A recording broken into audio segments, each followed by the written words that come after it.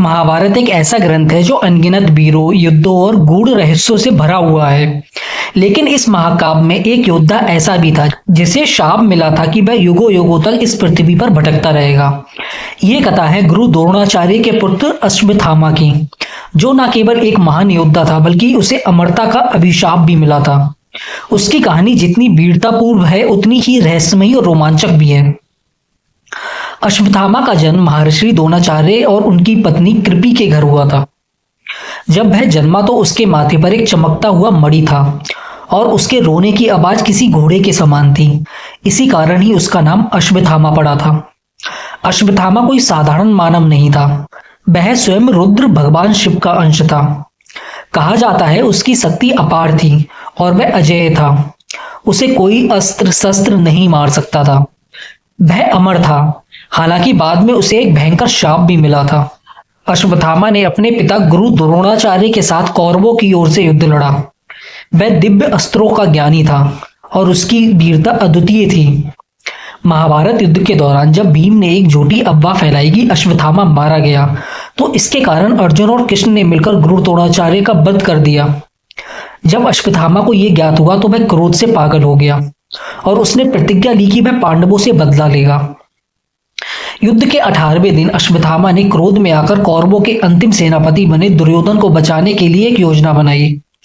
रात के अंधेरे में अश्वत्थामा, कृतवर्मा और कृपाचार्य ने मिलकर पांडवों के शिविर में हमला कर दिया। अश्वत्थामा ने एक भयंकर अस्त्र चलाया और नींद में सो रहे उप पांडवों द्रौपदी के 5 पुत्रों का वध कर दिया। उसने ये समझकर किया कि वे असली पांडव हैं, लेकिन जब उसे सच्चाई पता चली तो वह देर हो चुकी थी।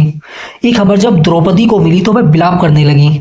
अर्जुन ने प्रतिज्ञा की कि वह अश्वत्थामा को बंदी बनाएगा और उससे इस कुकर्म का बदला लेगा। जब अर्जुन ने अश्वत्थामा का पीछा किया तो उसे अपनी रक्षा के लिए ब्रह्मास्त्र का प्रयोग किया। अर्जुन ने भी ब्रह्मास्त्र चलाया, लेकिन ऋषि व्यास ने दोनों को रोका और कहा कि वे अपने ब्रह्मास्त्र को वापस लें। अर्जुन ने तो अपना ब्रह्मास्त्र वापस ले लिया, लेकिन अश्वत्थामा ये नहीं कर सका।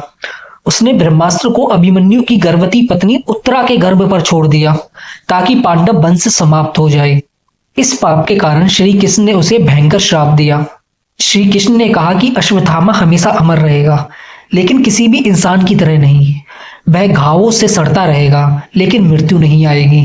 वह अज्ञात स्थानों पर भटकता रहेगा और कोई भी उसे शरण नहीं देगा। उसके माथे से मणि छीन ली गई, जिससे वह कमजोर और रोगग्रस्त हो गया।